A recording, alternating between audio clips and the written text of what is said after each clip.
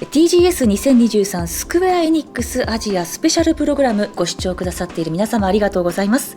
本日司会進行を担当いたします松澤千明と申します。よろしくお願いいたします。さて、こちらの番組は現在日本で開催されている東京ゲームショウ2023のスクウェアエニックスブースに出展しているタイトルの最新情報をアジア地域にお住まいの皆様に向けてご紹介するスペシャルプログラムとなっております。アジア地域にお住まいの皆様にこうした独自番組をお届けするのはスクウェアエニックスでは初めての試みとなりますが、皆様お待ちかねの最新情報満載でお届けいたしますので、どうぞ最後までお楽しみください。それでは早速始めてまいりましょう。まず最初にお届けいたしますのは、先日2024年2月29日の発売が決定し、ますます盛り上がりを見せているファイナルファンタジー7リバースについて、本作のディレクターを担当する浜口直樹さんから最新情報についてたっぷりお伺いいたします。ということで、浜口さんよろしくお願いいたします。はい、よろしくお願いします。FF7 リバースのですね、ディレクターをしている浜口と言います。今日はですね、しっかりと情報を皆さんにお伝えしたいと思いますので、よろしくお願いします。よろしくお願いいたします。はい、さあ、発売日いよいよ発表されまして、されちゃいましたよね。いや、もう私自身も、そして皆さんね、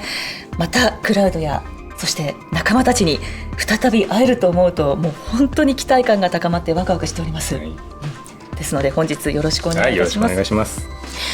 ではここで改めてファイナルファンタジー7リバースについておさらいできたらと思います。浜口さん、よろしくお願いいたします。はい、ファイナルファンタジー7リバースはですね、はい、1997年ですね、に発売されたファイナルファンタジー7をですね、今の時代に3部作で再創作するっていう、このファイナルファンタジー7リメイクプロジェクトっていうものの2部作目の作品になります。で、前作の1作目ではミッドガルを脱出するまでを描いたんですけど、今作ではですね、そこからさらに外に出てですね、ワールドマップが舞台になっていますので、非常に広大な世界を冒険するっていう感じで、非常にスケールの大きなゲームになっていますので、今日はしっかりと説明していきたいと思います。はい、ではまずね、ちょっとトレーラーを見てまいりましょうか。そうですね。はい、ではご覧ください。 The world's ending. At least that's what everyone's saying. The sky, I don't like it. Ready to fire, sir. Welcome to the New World Order. Fire! Just close your eyes and listen. Tell me you can't hear that. Her rallying cry. Planet runs out of energy. It and everything on it dies. We can overcome our fate. Am I the same as these monsters? Am I even human? Okay, we're looking for Sephiroth. Think you can find him?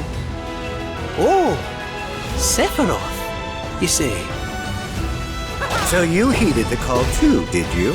What are you talking about? As you can see, your brothers down there are having a little get-together. They're our best chance of finding Sephiroth. Yeah, I ask because I suspect they're soldiers suffering from cellular degradation. Do not be deceived. You know the truth. Trust in me. Sephiroth!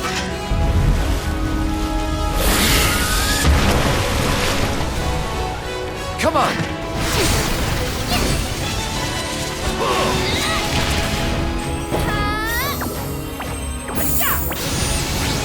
On me.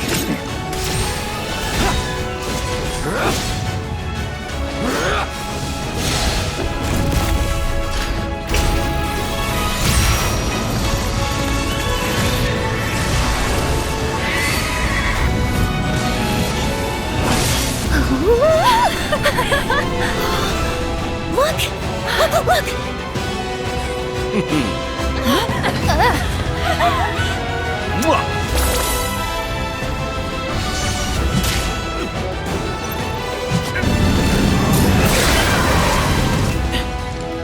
Excuse me.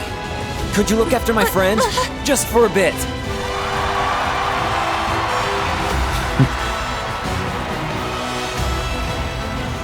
A weapon? Tutelary creatures. set only to appear when the planet is in grave danger. Who dares disturb my slumber? It's upon us. The reunion. When worlds merge. I'm waiting, Cloud.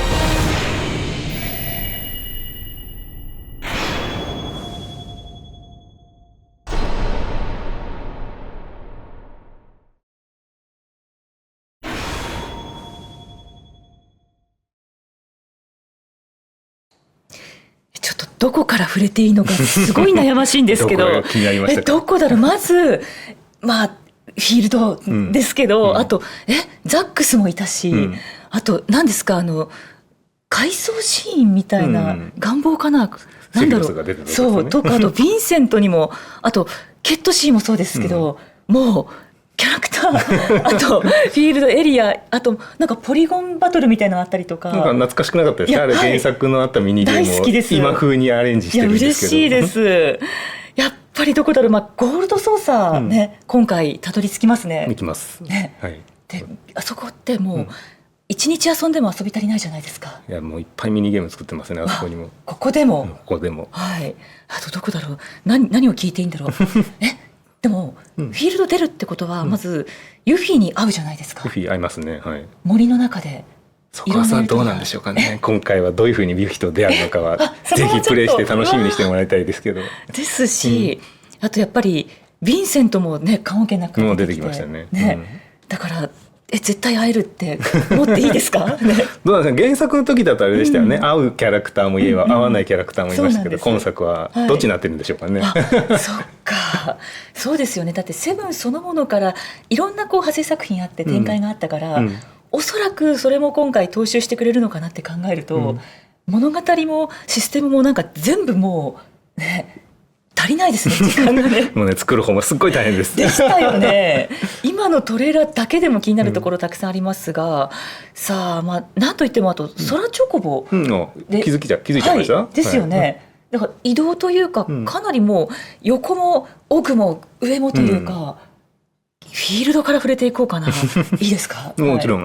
やっぱり今作って一番最初説明もしたように、やっぱりミッドカルから出て、舞台がやっぱ世界になるんですよね。なんでやっぱそこを広く冒険してもらいたいっていうところがあるんで、そこに対してやっぱ今回新しく前作とは違うゲーム性をやってるので、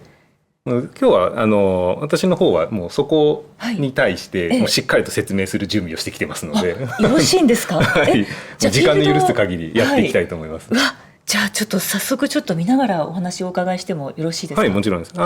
今からちょっと実景映像を皆さんにお見せするんですけど、今回ねお見せする実景映像は今回のこの収録のためにちょっと本編とはちょっと異なる感じで接続しているものですので、本編とはちょっと一部違うものがあるっていう点と、まだ絶賛今開発している途中のものですので、一部もしかしたら調整不足のものもあるかもしれないんですけど、その辺ご了承いただいた上でご覧になっていただけると嬉しいです。はい、じゃあ実景映像に切り替えていただけますか？まずここから扉を開けますよ。開けますよ。世界は広い。でここなんですけど、前作はミッドガルから出て、ミッドガルエリアっていうところで一作目はプレイしてたんですね、クラウドたちは。で今作そこの南方にあるグラスランドエリアというところに移動してきています。そこのカームという町にクラウドたち滞在してたんですけど、シンラがですね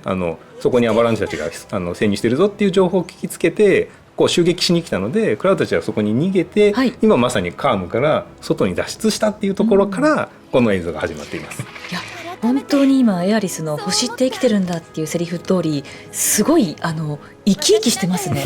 この自然というか。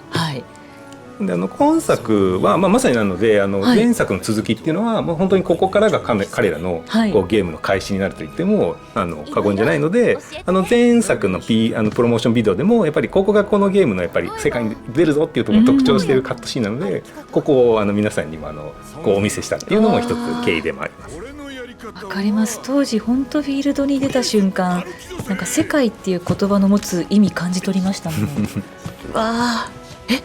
これ全部歩いていけるんですか？そうですね。見えてるところ全てがっていうと当然山とか登れないところもあったりするんですけど、今作はもうこう全世界を一つの空間でつなげて作ってるので、はい、そこの世界の中に街があったりダンジョンがあったりっていうところをもう地続きで全部こう、まあ、海もこう泳いでいったりとか含めてもう全てがつながってる設計にしてます。ざっくり言ってしまうとこう、オープンワールドのようなこう形で延長線上でもうじゃあその場に入っていける。そうですね、前作の一作みたいにこのお話が終わったらなんかどこどこに移動みたいな感じじゃなくて、もう本当に自分たちでこのワールドマップっていうのを移動していきながら物語が展開していく感じになります。なので今はこのさっき言ったこのグラスランドエリアって、このワールドマップのところの本当一部なんですけど、そこだけでも2キロ2キロぐらいの広さがあるので、もう非常に広いワールドマップを冒険できるので、やっぱ前作とは違ったこう壮大な感じ、スケール感をお伝えできる感じになってます。本当にその星っていうなんか球体感じ取るようにね、いろんなところじゃ巡っていくんですね。で今回それにワールドマップを移動しているときに、いろんなキャラクターでプレイしたいじゃないですか。でパーティーを3つぐらい登録できるんですね。ありがとうございます。なのでメインメニューで選ばなくても、簡単にワールドマップの状態でこうクラウド、エアリス、ティファパーティーとかでパーティーをチャカチャカ切り替えれるようにしてます。で今はちょっとパーティーを固定してですね、でまず今回グリーン牧場というところに向かっていきたいと思います。はい。このぐらい離れているところですね。で距離でいうとですね、ちょうど944メートル、1キロぐらいですね。なんでこの1キロぐらいをちょっとこう歩きながらいろいろゲーム機能とか含めて説明していきたいと思いますね。うわ、全部これ歩いていけるんだ。このようにまず道なりに歩いていくとですね、目の前になんかちょっとゴブリンみたいな敵が見えるので、いらっしゃいますね。一旦バトルをしながら、今回新しくバトルで実装されている連携アクションっていうものを説明していきます。連携アクションっていうのは、パーティー同士の連携なんですけど、今エアリスの魔法の力を得てクラウドがため攻撃をできたりとか、で今度はちょっとティファに切り替えてみて、今度はエアリスの魔法の力を借りてこう空中に上げてもらって空中コンボにつなげるとか。これは操作的にはじゃあもうエアリスが自動で動いていくプレイヤーが選択するとそのエアリスが助けてくれるみたいな感じです。なのでこの連携アクションっていうのは ATB を消費しない、戦うと同じような位置づけなので、ATB をたまるまでの攻略にさらなる技が増えたというか選択肢が増えたっていう感じになっています。エアリスは、ね、リメイクからその連続魔もそうですけれども、戦いの幅広がりましたよね。もちろん今はエアリスを見せましたけど、ティファとクラウドもありますし、他の方々もとにかくもう全キャラ分の連携があります。なんてことをしてくださったんだ。すごい。じゃあバトルもかなりなんというか遊びがありますね。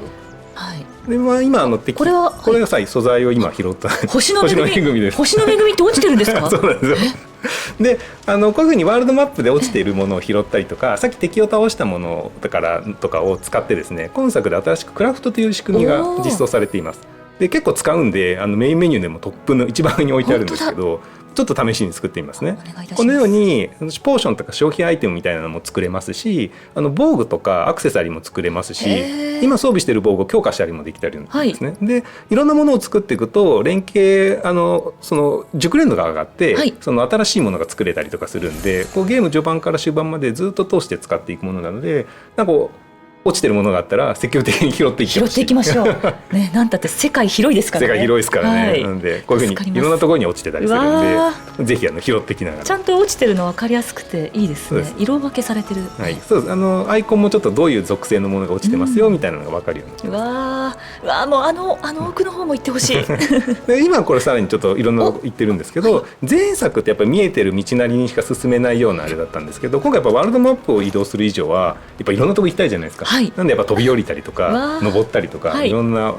クションが用意されているので、もう前作でよりフィールドを肌で感じてもらえるかなというふうに思います。じゃあちょっと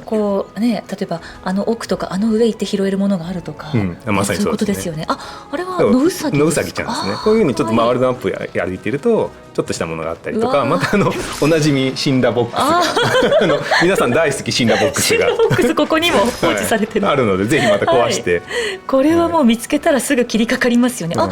た子はこれははぐれチョコボって言ってですね、ワールドマップを歩いてると、たまにクラウドたちにこうやってちょっかいかけてくるんですけど、ついていってあげると、看板が倒れてるんですよ。でこの看板を起こしてあげるとゲームの機能としてはここの場所にファストトラベルで戻ってこれるようになるので、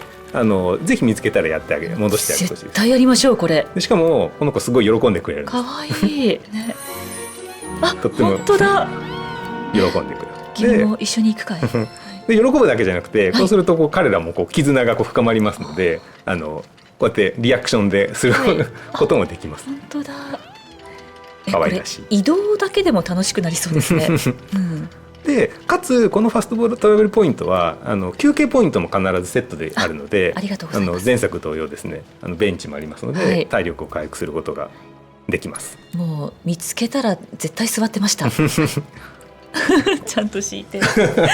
そう、前作とちょっと違って座布団も、やっぱりちょっと外ですからね。外ですから。そうそう。で休むとはぐれチョコボくんも一緒に休んでくれたりとかします。ポスターラブレスが、いろんなのが。でまた次敵がいますので、今度は今作から新しくプレイヤブルキャラクターに入っているレッド13をちょっと説明していきますね。パーティーを切り替えています。今度はエアリスレッド13クラウドになります。もうレッド13動かすの楽しみだったので、レッド13切り替えて、で当然レッド13も他のキャラクターと一緒で攻撃をすることで ATB をこう貯めていってアビリティを打つっていう基本的な操作性は同じです。はい。ここでまずこう ATB を貯めていきます、尻尾で攻撃してるのとかいいですね。でちょっと技を使ってみましょう。はい。スターダスト。これ前作だと仲間でゲストキャラ出るときに使ってくれた技なんですけど、今回自分でこういうふうにもちろん使えたりとかですね。彼は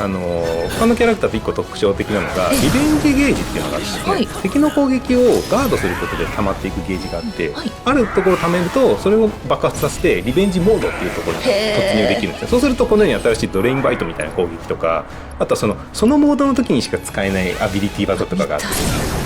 なんでただ AT 貯めて攻撃して ATB を貯めるだけじゃなくて、敵の攻撃もちゃんと見極めてガードしてあげることでよりうまくコントロールできるっていうところが他のキャラクターとまたちょっと違った手触りになってたりします。いや前作もガードからのカウンターできるとやっぱりすごく嬉しくて、これちょっとうまく動かせるようになりたいですね。そして半分ぐらい来ましたかね。でちょっと川がありますけど、当然川も泳げますし、海とかも出てきますけど、このように泳いで移動することが泳いでるすごいバスターソードもすごいんですよ。クラウドはもうソルジャーファーストなんでこのレベルではちょっと沈むことはさすが。レッド13なんかちゃんと犬泳ぎしてる、犬かきみたいな、犬って言ったら怒るけどそうですね。楽しい。このようにですね、どんどん進んでいって、で、今クラウドたち先ほどチョコボファームを目指しているっていう話を言ったんですけど、ちょっと一部ちょっとはしょっちゃってるんですけど、クラウドたちは今湿地帯を渡るためにチョコボが欲しいんですね。なんで今グリーン牧場に行ってチョコボを借りに行くっていうために今クラウドたちはチョコボファームに向かっています。チョコボ乗れるんですか？チョコボこのままこの後いっぱい出てきます。見たい、はい、やっぱりチョコボですよね。さあ200メートルぐらい、そろそろ多分、グリーン牧場が見えてくる頃だと思います、ちょうど1キロぐらい今800メートルぐらいなんで1キロぐらい歩いてきてると思いますので、どうですか広さ感的には。いやもっと右も左も全部歩いていきたいというか、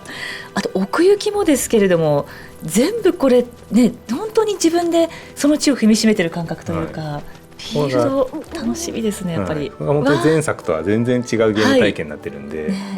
なんかふうに今飛んでる鳥がいますけど、そうなんかところどころね動物さんであったりあれ敵なのかな、そうかこれも自然だっていうね、これもしかしたらインターグレードプレイしてくださった方覚えてるかもしれないですけど、グリーンじいさんですね。ですよね。今回時間ないのでスルーしていきますけどもういっぱい説明したいんで、インターグレード要素も拾ってくれてるんですか？うわ楽しみ。で今これまさにクラウドたちは湿地帯をチョコボ借りたいに来てます。で今回さっきプロモーションビデオで空チョコボいるんですかみたいなこと聞きましたけど、いろんなチョコボがいて、さっき空を飛べるチョコボもいたり、崖を登れるチョコボもいたり、そうですね、水の上をなんか水中ジェットして飛んだりするチョコボとか、いろんなチョコボがいて、その彼らの能力を使ってワールドマップを探索するっていうところがまた今回のワールドマップ探索の魅力の一つでもあったりするんですよ。となるとじゃあ単なる移動手段ではなくって、それによってまた遊びが、そう彼らを使わないといけないところとか、ありました探索できないところみたいな。だって当時そうしないと取れないマテリアとかたくさんあったからその空チョコボ、呼び方はちょっとねそのままか分かりませんけれども、いろんなチョコボは作ると交配してもういいところですね、はい、この後出てくるのでじゃあ楽しみにしてください。ごめんなさいちょっとねオタクせっかちだから今これ彼グリーングリーンって呼ばれるキャラクターで出てきてるんですけど、前作チョコボサムっていたと思うんですけど、このようにこの世界でチョコボをなして仕事をしてる人たちっていう物語も結構本編も含めてサイドストーリーも含めて結構こう拾っていくので、このグリーングリーンっていう彼はゲーム今出てますけど、結構終盤まで含めて出てくるキャラなので嬉しいとても重要なキャラだったりします。だって皆さんそこで生活して生きて、るんですものね。本当に新蘭のビルのねすれ違った社員の方とかもそうでしたけれどで今ですね原作にこうようにですね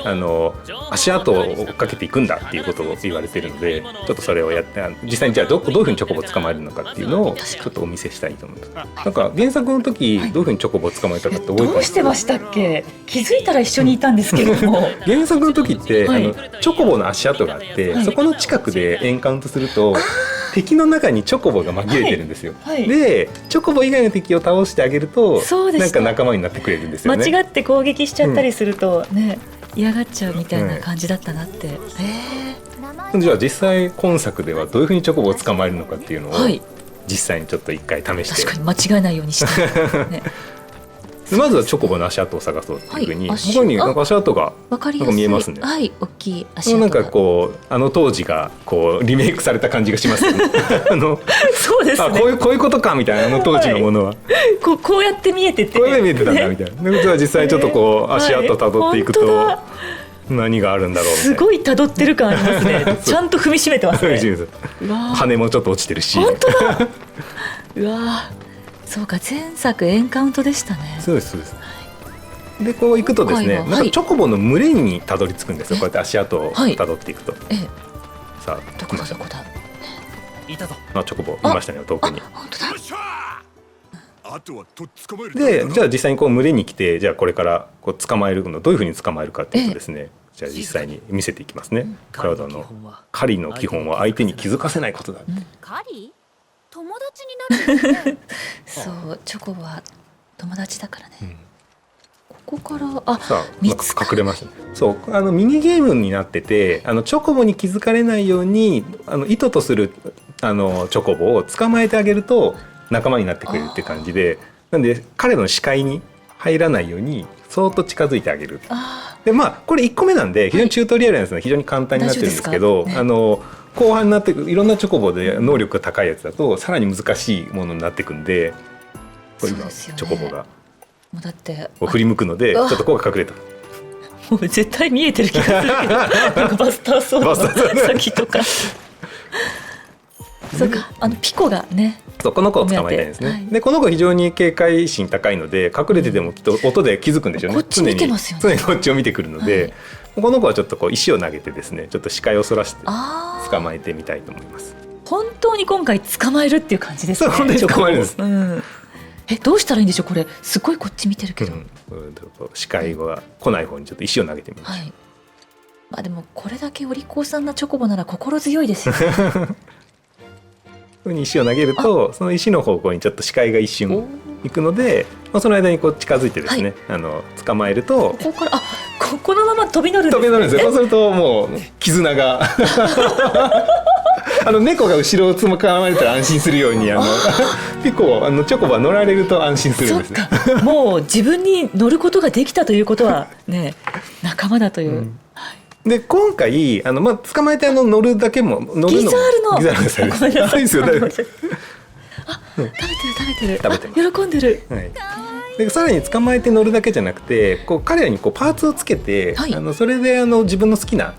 見た目とかに合わせてやることもできるんで、なんかこのチョコボ好きだなと思ったらそのチョコボに自分なりのカスタマイズのパーツとかをつけてもらえるとより楽しんでもらえるようになってたりします。嬉しい。今のチョコボさんというかこれは初期の状態なんですか？一番最初の状態です。これだから何もパーツつけてない状態ですね。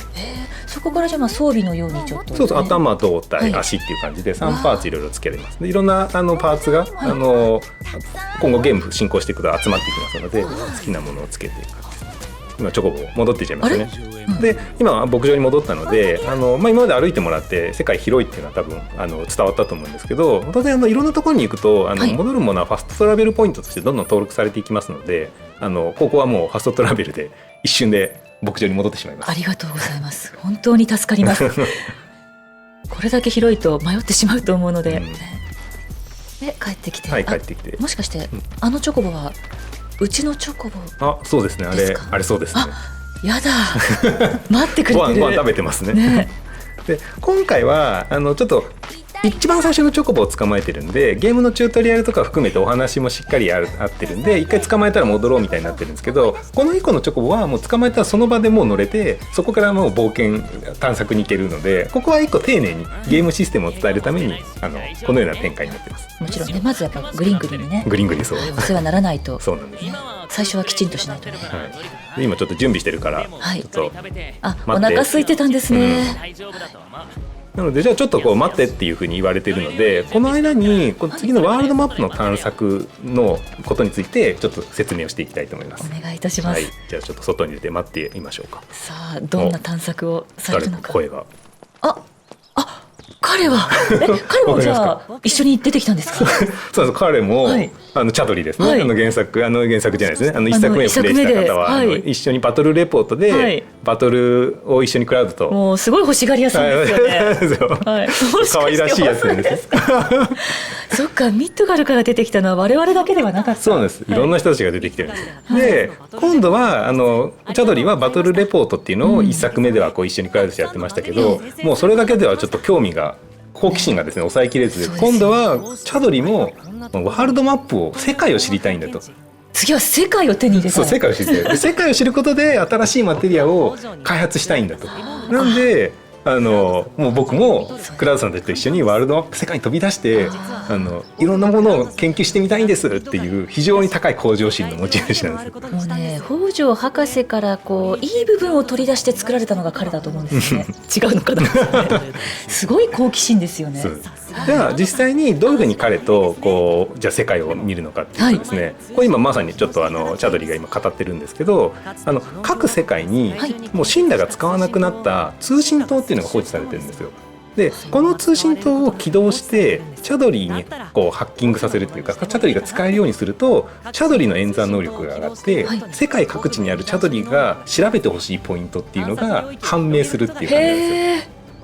絶対やりたい。それがいろんなところにあるんですよね。そう、いろんなところにあるんです。もうこれから全部もうゴンガガとかなんかいろんなところに行って、いろんな通信塔があるんで、その通信塔を起動してあげるとどんどんいろんなところの探索要素が増えていくみたいな感じになってます。ちょっとバレットは気に入らなそうですで1個目はチャドリーと一緒に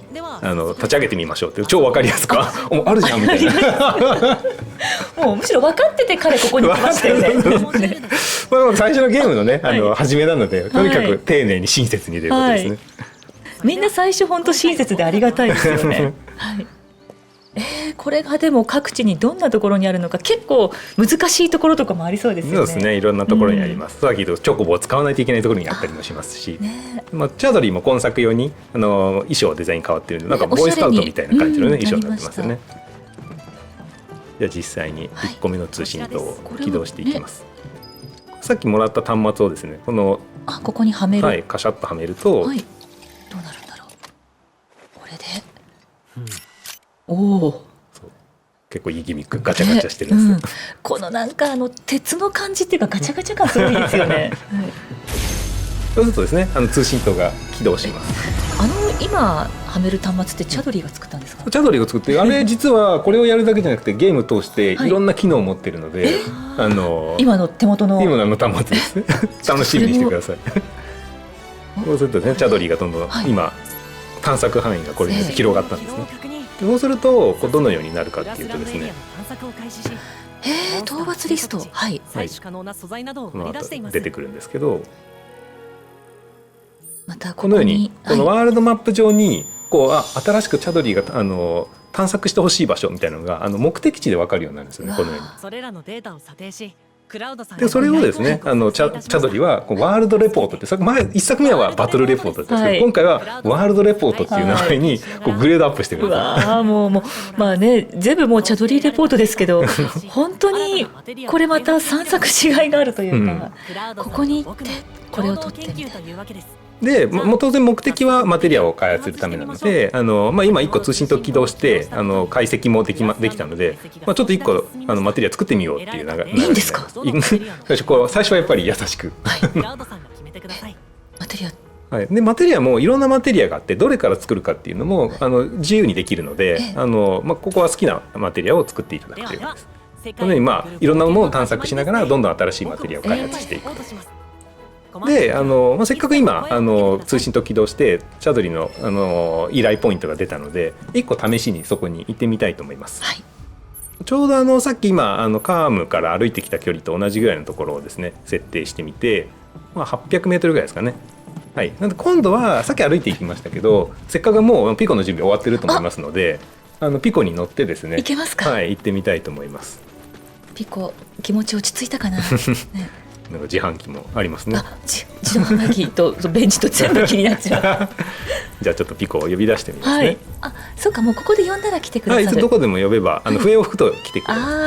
る。嬉しい、みんな乗ってる。はい、でチョコボは通常の速度よりも普通で速いんですけど、さらにその通常のダッシュよりも速い猛ダッシュっていうのがあるんで、もう非常に速くあっという間に移動できます。このように高速で移動できます。でたまにチョコボ走ってるとこうやってハテナで何かあるぞっていうのを気づく時があります。その時はチョコボでちょっと匂いを嗅いでみてあげると、ちょっと奥にウサギがいるんですけど、この世界のウサギ光り物を埋める性質があるんですね。でそれを掘り起こして、こういただいてしまいます。それもこう拾ってじゃあまた何かに使える。そうです、いろんなものに使えたりとか。へえ。これも今なんで拾わなかったんですか？ごめん、ちょっと手違いで拾えなかったですね。ちょっと先を急いでいくというね。なんかちょっとこうモーグリハウスなんか。これってワールドにあるんですか？そう、なんか覚えてる方いるので、ゴールドソーサーにこうミニゲームだったんですけど、的に実はああいう風にあったものをゲーム化したんだっていう。なるほど。中のゲームはやっぱりちゃんとこう聖地があってそこから作られていた。そうなんです。うわー、これじゃああれだけじゃなくて、きっといろんなものがワールドの中にあるってことですよね。でも早いんであっという間なんですけど、で今回お見せするのは討伐拠点っていうバトルのこう依頼なんですけど、バトルだけじゃなくていろんなミニゲームだったりメインのお話、サイドのお話がついてたりとかいろんなものがあるんですけど、今回ちょっとバトルを説明したいのでバトルのものを説明します。本当だ、先ほどの端末これ敵の方向を教えてくれるんですよ。そこの近くまで行くと。でかつですね、ここに今ちょっとお話ししてるんですけど、マイって呼ばれるチャドリーが作ったモンスターガイドシステムっていうものがあってですね、それが彼らの生態を説明してくれてるんですよ。あそこにベキさん見えるんですけど、これゾウさんですけどね。これゾウさん、すいません、紫だから一瞬。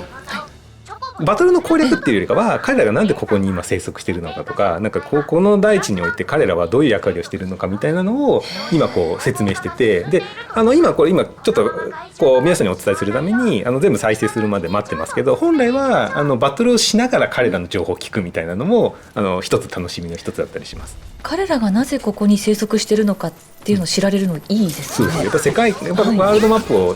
プレイしながらいろんなことを吸収してほしいわけですよね、ワールドマップのことを。本当にベキさんでもで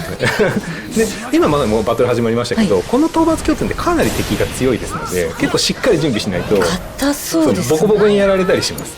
で今回バトルの方で説明したいのは、先ほど連携アクションって説明したと思うんですけど、今回連携アビリティというものを説明したい。アビリティもで連携アビリティと何が違うかっていうとですね、ATB って ATB を消費してアビリティを魔法とかブレイパーとかって打つじゃないですか、それと同じように連携アビリティっていうのは連携ゲージを消費して発動するものになります。で今画面上の ATB バーの下になんか5つぐらいちっちゃい粒のゲージが1作目にはなかったものが追加されてるんですけど、これを貯めてこれを消費することで発動します。じゃあ実際これどう貯めるかっていうと、アビリティを ATB を消費すると連携ゲージっていうのがたまるようになっています。なんでクラウドになってどんどんATB を消費すればどんどんこう連携ゲージが溜まっていくんですけど、クラウドだけのやつが溜まっても使えないわけですよ。なんで適宜にリーダーをチェンジしていきながら、レッド13の連携ゲージも溜めて、クラウドの連携ゲージも溜めて、で双方が溜まったら連携ができるみたいな感じで、前作よりもキャラクターをうまくチェンジしてあげると、より効率よくバトルが攻略できるっていうところが今作の結構ゲームの売りというか新しい点です。これは切り替え上手にならないとですね。ただやっぱりこのね、どのキャラクターも操作できて、なんか誰もが主人公でみんなで戦ってる感じすごくいいですよね。はい。そんなこんなで結構削れてきましたね。はい、今だいぶ連携ゲージも溜まってきたので、じゃあちょっと最後彼を一回バーストしてから、叩き込んでいきましょう。はい。ちょっと今レッドがあれなので回復しておきましょうか。大事ですね。はい。やっぱり半分切ったら回復はしないと。せっかく連携したいので、ね。確かに頑張りすぎて連携できるタイミングでっていうのはありそうですね。はい、もう一人ですね。いいかな。来ましたね。じゃあここではい、溜まっているので、チェインアビリティっていう連携アビリティなんですけど、ユニオンライオットっていうところを、はい、使ってみたいと思います。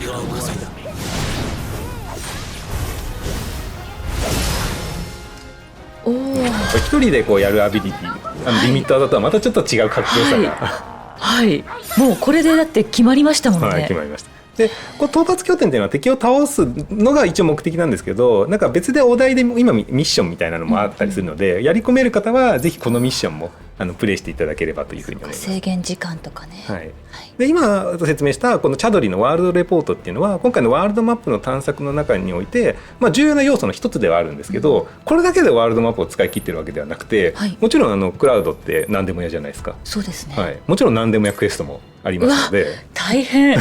体が持たない。で何でも屋クエストってやっぱり人が困ってたりするわけじゃないですか。なんでそういう場合は大体街に行くと困ってる人がいるので、街に大体行きます。でさっきこう離れたカームに一回戻ってきましたので、カームの街ですね。街も散策しがいがありそうだな。で街歩いてるとたまに頭の上に緑色のアイコンついてる人がいるんですよ。この人が見たら困ってる人です。この人に会話すると何かしらこう依頼をこうくれるんですけど、この人は今市長なんですけど、この町の、ちょっと真ん中のカームの特徴的な魔法タンクの魔法が減ってきたので、なんか今市民からなんか生活が不便だって怒られてるっていう。大変ですよね。でもこの町先ほどおっしゃられたように非常に広いんですよ。でもうワールドマップもあるけ、街の中もあるけって結構辛いじゃないですか。なんでこの世界非常に便利になっててですね、街の中をひたすら歩いてなんか困ってる人を探すんではなくて、何でもや掲示板って言って、ありがとうございます。困った人が書き込める場所があってですね、そこに行けば困った依頼っていうのは集まってるので、当然回って探してもらってもいいですし、何でも掲示板を使っていただいてもいいという感じで、こういうふうに何でも掲示板っていう掲示板があってですね、ここにアクセスすることでいろんな依頼が集まってきます。いろんなものがありますね。ちょっと一個試しに、家畜を襲う魔獣っていうのをこれ受けてみましょうか。実際いろんなクエストを受けて同時並行で受けることができますので、あれば別にどんどん受けてもらって、好きなものからやっていくみたいな感じで、じゃあいくつか貯めてこう道中で拾っていくとかでも。そうです。はい。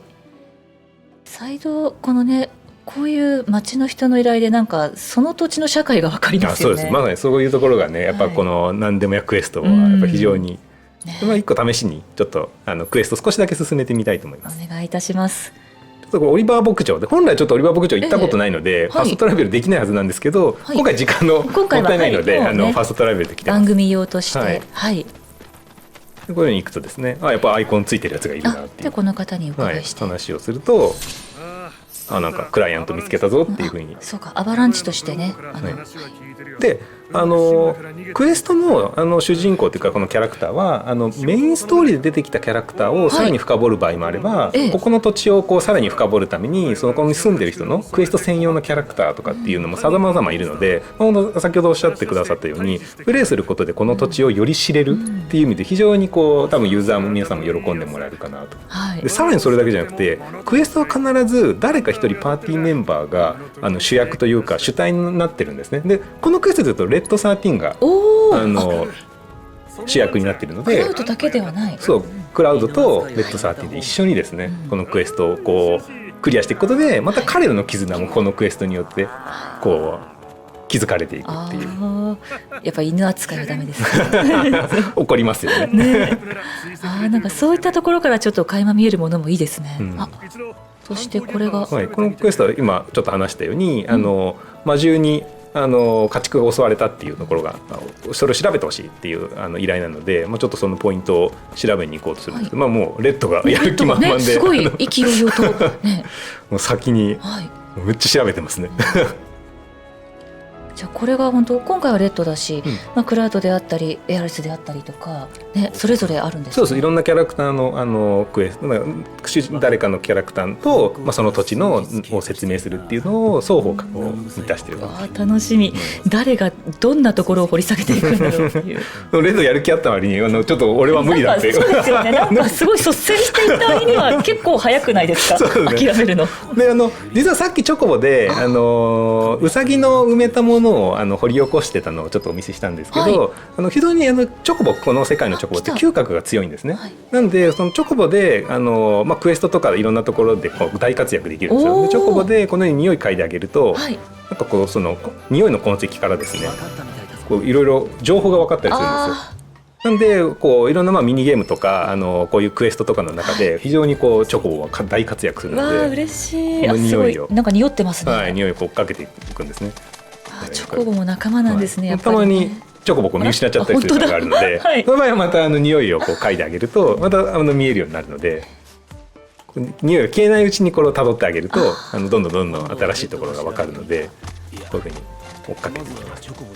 チョコボが単なる移動手段じゃないのがすごく嬉しいです。そうなんですよ。移動だけじゃないし、ワールドマップの探索としても特殊な能力があるし、さらにクエストでも使うっていう。これ目的地たどり着くまでも大変ですね。いやもう本当いろんなゲームがあるんですよ。どれだけやりというか、どれだけ作り込まれたんですか？いやもう本当大変ですよ。ただね、皆さんやっぱりこう早く欲しいってこういう声多いですけど、やっぱりちゃんとしたワールドマップに出る以上はそこに期待するユーザーさんの声もあるわけじゃないですか。なのでやっぱ我々としてはしっかりしたものをやっぱり出したいので、しっかり作り込んでます。いや本当に私今日ストーリーどのあたりまでですかとか、あれもこれもって聞きたいことあったけど、それ以前の段階でかなりここまで遊びの幅が広がってると、本当にありがとうございますというかここまで、尽力してくださって楽しませてくださるっていうのがすごく実感できて、ありがとうございます。今日今お見せしたので、いろいろ今作がワールドマップでこう展開する上でのこうゲーム要素っていうのは多分お伝えできたと思うんですけど、でも本当にゲームの機能の本当にこう基礎をお見せした感じなんですよね。本当はもっともうこのグラスランドの中にいろんな要素があって、いろんなミニゲームがあって、いろんなストーリーが展開していくっていうのを本当はお見せしたかったんですよ最初。多分2時間ぐらいになりますよっていう話になって、NG が出たんですよ。お時間の関係だったんですね。お前に2時間はやらんと。じゃあもうお気持ちとしてはもう全然出す、マインドで、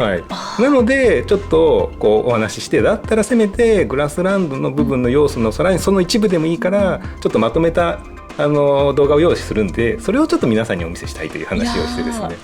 だってまだこれ言ってしまうとリバースの序盤ですよね。序盤の最初のエリアですから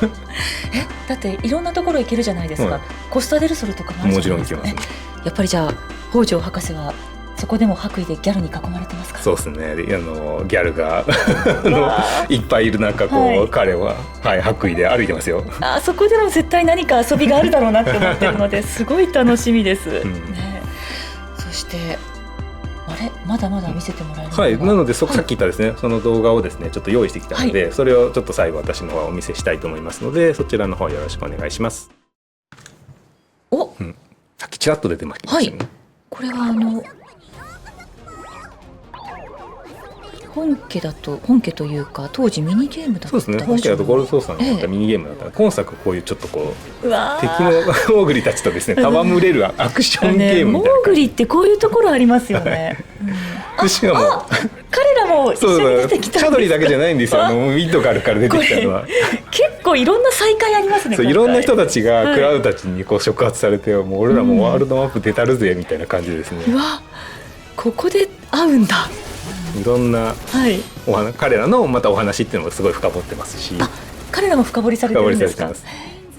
クイーンズブラッドできるんですか？クイーンズブラッドっていうですねミニゲームが今回、用意されてて、またこのミニゲームこのクイーンズブラッドっていうのも、もう序盤から最後まで通してのこう一本のこうストーリーがあったりとかですね。この中で？その中でですよ。で先ほどのグリーンチョコボレースもありますし、このようにちょろっと触れましたけど、お着替えすることもできるし、そのお着替えしたものをさらに色替えとかすることもできるので、好きなパーツつけてアレンジ、こんな細かくちょっとしたこれゴールド操作のチョコボレースは違うんですけど、ちょっとしたチョコボを操作してのタイムアタック的なミニゲームみたいなものとかで、ソロでこうなんか挑戦する、そうです、最初にチョコボを慣れてもらうためのものだったりします。これさっき出てたグリーンの妹なんですけど、クエストとして登場するみたいな感じで、彼らのまた背景を深掘っていくみたいなところとか、一緒にこうエアリストですね、お花をまた積みに行く。積んでる、1作目の時にもね、エアリストちょっと花を積みましたよね。これもミニゲームとして？これももうクエストですね。クエストの中でです。さっき討伐拠点をお見せしましたけど、討伐拠点の中でもさらに条件を満たさないと出てこないこうシークレットな敵みたいなのもいてですね、こういう超強敵みたいな。このケツアクアトルさん、めちゃくちゃ強いです。これは条件満たすともう現れてきます。よかった。逆に心の準備ができてないところでいきなりかかってくるわけではない、そういう理不尽はない。ピアノ弾けるんですか？ピアノ弾けますよ。これでも新しいゲームです。今作リズムゲーになってます。リズムゲーですか？でもしかもリズムゲーだけじゃなくて、ちゃんと自分で演奏モードもあるんですよ。前回というかそうでした。本作だと確かフィールドの曲を弾いてたと思うんですけれども、今いろんな楽曲もしかして出てきました。そんなピアノマスターみたいなことできるんだ。ここは、ここで何ができるんだろう。先気になるんですけど、でもそれまででももうグラスランドだけでも、あれがもう全部じゃなくて、あれですら一部なんですけど、いかに今の説明させていただいたワールドマップを使ったゲームシステムの上に本当にいろんな要素があるんで、あれを今説明したものを本当に全部プレイしてると、もう全然メイン多分進まないと思うんですよ。そうですね。なので、メインを進みながらちょっとやりたいなっていうものを選んでもらうとか、当然別に全部やらないとメイン進まないぐらいなポリシーの方いてもいいんですけどもう本当にいろんなものをやってるんで、前作と違って逆にメインもサイドも含めてユーザーが自由に今どれをプレイしたいなっていうのを自由に選択できるっていうところを今回のゲームの方針に置いているので、本当に前作とは全く違うゲーム体験として皆さんにお届けできるかなというふうに思ってます。もうトレーラー見た時はザックスがヴィンセントがってなってたんですけど、そこのまでいかなくてもかなり掘り下げがいがあって、本当に遊びの幅広がりましたね。楽しみです。楽しんでいただけたら本当に良かったです。ありがとうございます。それではこちらのタイトルの詳細についてご紹介してまいります。今回ご紹介させていただいたファイナルファンタジー7リバース、2024年2月29日発売となります。パッケージ版は通常版とミニサウンドトラック、アートブック、スチールブックケースがセットになったデラックスエディションと、さらに高さがおよそ 50cm あるセフィロスのフィギュアやゲーム内で使用可能な召喚マテリアがついたコレクターズエディションがございます。なおパッケージ版にはゲーム内で使用可能なアイテムが早期購入特典で付属される予定です。デジタル版は通常版とデジタルミニサウンドトラック、デジタルアートブック、ゲーム内で使用可能な召喚マテリアなどがセットになったデジタルデラックスエディションがございます。さらには前作のリメイクと今作リバースが一緒になったツインパック、こちらにも様々なアイテムがついたデジタルデラックスエディションがございます。パッケージ版、デジタル版ともに各種特典についてはそれぞれ店頭やプレイステーションストアでご確認ください。さあ2月29日までに前作をもうまたちゃんとやり直しておかなきゃなって思ったんですけれども、ぜひそうしていただけるとありがたいですけど、ただ本編の中にもダイジェストとかもいろいろ用意しているので、もうプレイして方も思い出せますし、もし仮にプレイしてなかった方もそれでストーリーをちょっと補填できますので、今作から入るって方ももう安心してやってもらって。そんな映画の2だけ見るとかっていいんですか？もちろんです。すごいいや手厚い、ありがとうございます、では最後にアジアのファンの皆様に向けたメッセージお願いいたします。本日はですねご視聴いただいて本当にありがとうございます。もう時間の許す限りですねFF7 リバースをですね紹介させていただきました。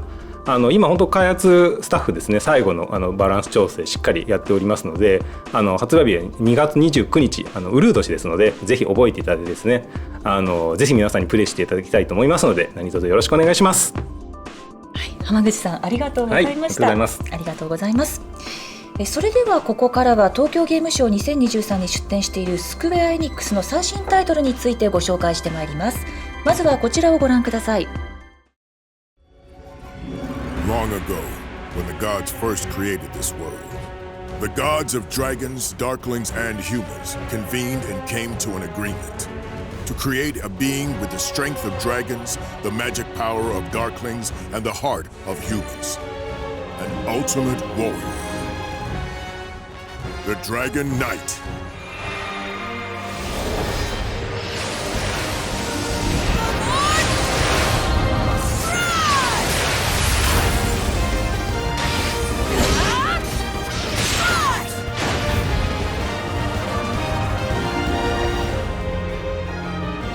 Fight with the power of good.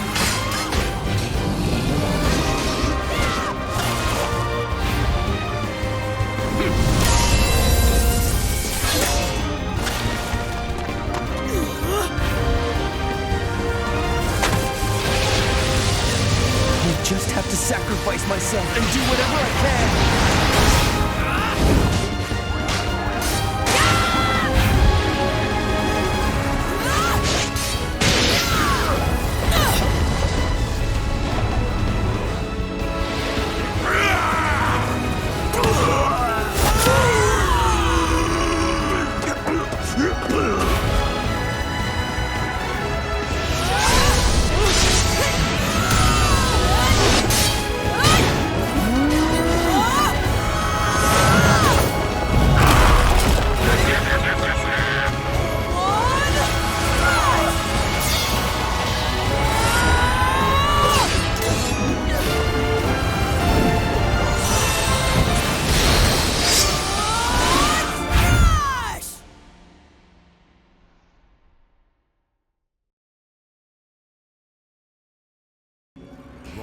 今ご覧いただきましたのが2023年9月28日発売予定のインフィニティストラッシュドラゴンクエスト大の大冒険のオフィシャルトレーラーとなります。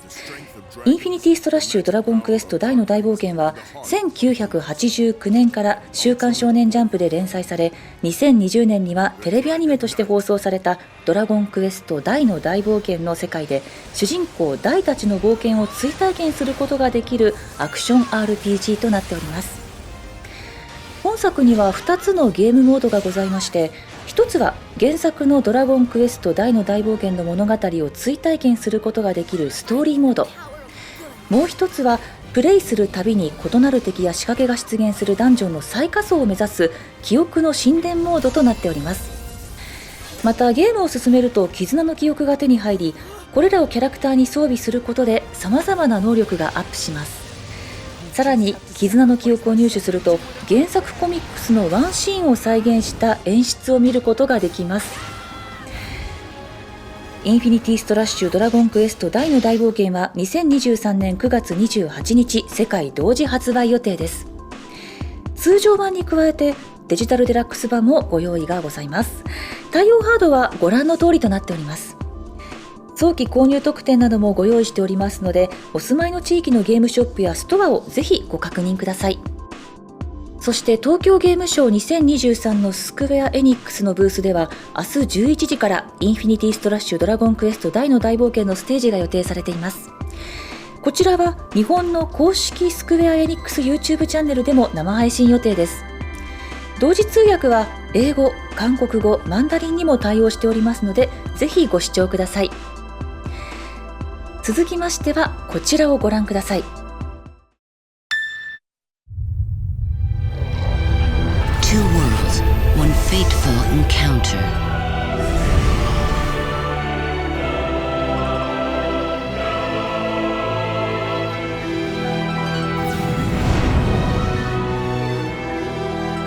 Can you save this planet? Can you fight for what you care about?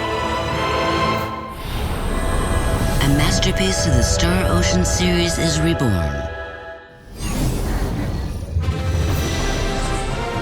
In a lonely corner of space, a boy hailed as a hero of light Where the hell am I? meets a girl without a past, My name is Raina Lanford. Nice to meet you, Mr. Kenny. and the clock of destiny that has waited an eternity has started to move. It's time to set off, with trustworthy allies fighting for a common cause. In the shadows of twinkling stars, as long as hope remains, the light will continue to shine, no matter how much evil ambition swirls around them. More beautiful than before, more intense, reinvigorated. Prepare to dive into the sea of stars. Star Ocean, the second story R. We've got the hopes of the entire universe riding on our shoulders. Coming November 2nd, 2023.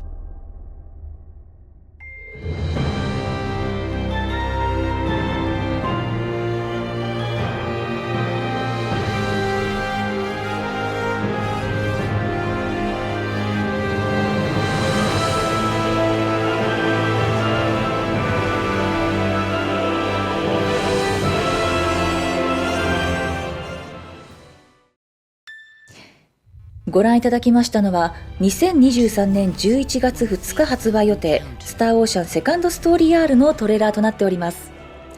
本作は1998年に発売されたスターオーシャンセカンドストーリーをかつての感動をそのままにビジュアルや遊び心地をさらに洗練させたフルリメイク作品となっております。最新の映像技術を駆使してかつてのドットキャラクターたちがフル 3D 化されたフィールドやダンジョンを縦横無尽に駆け巡ります。ドットですが 3D という新しい体験をお届けいたします。バトルはボタン一つで簡単にスキルを発動できるリアルタイムアクションとなっており、攻撃を重ねることで敵をスタンさせたり、パーティー外の仲間が追撃を行うなど新要素を追加し、より戦略的なバトルが展開されます。エフェクトやモーションもかつての演出をさらに磨きをかけて、より爽快感あふれるバトルとなっております。最新の映像技術で生まれ変わるスターオーシャンは2023年11月2日発売予定となります。対応ハードはご覧の通りです。予約特典や早期購入特典などもご用意しておりますので、お住まいの地域のゲームショップやストアをぜひご確認ください。また現在体験版を配信しておりますので、ぜひこの機会にお楽しみください。続きましてはこちらをご覧ください。 Hey Beth Vegas! Having a great time? I hope you're all ready for the Foam Stars Open Beta Party!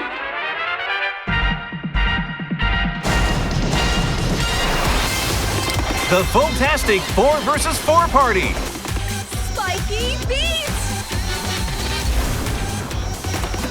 Use foam and knock out the opposition! 2 insanely fun game modes! Smash the star! Defeat the star player to win! Happy Bath Survival! Dominate the arena in teams of 2 with support from your allies on the outside!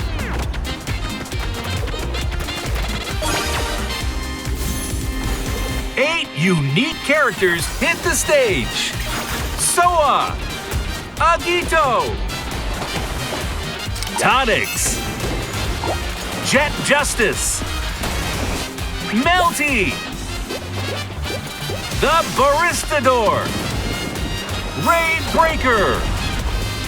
Penguin. Rush on you!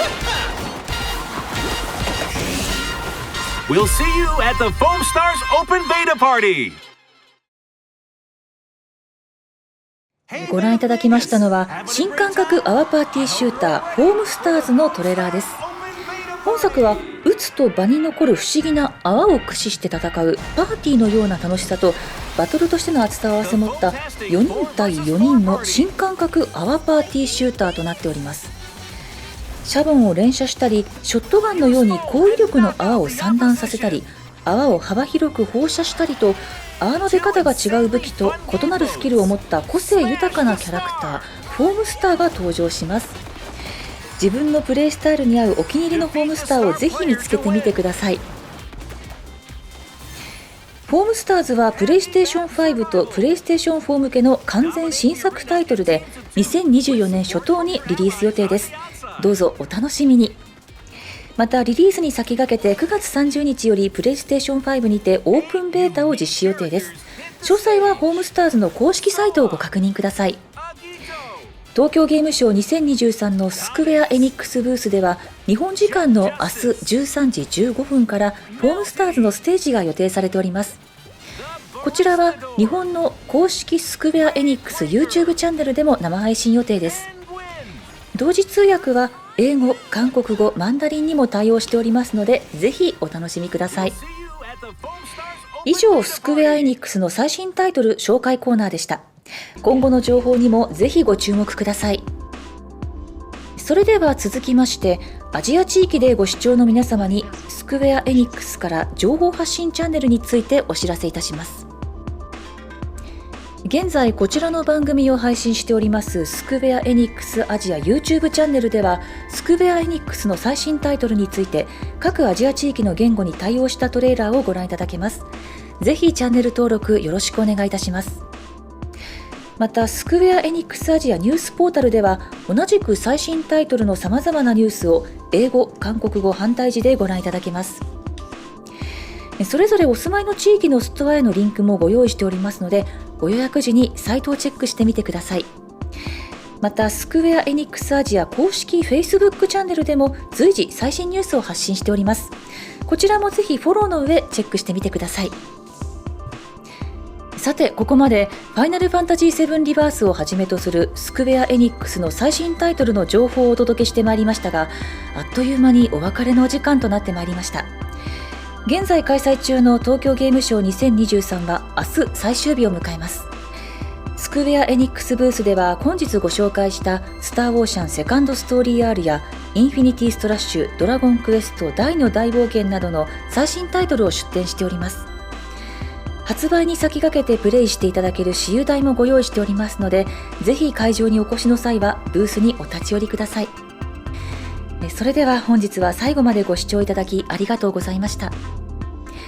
スクウェアエニックスの最新タイトルの数々をこれからもどうぞお楽しみに。また次の機会にお会いいたしましょう。さようなら。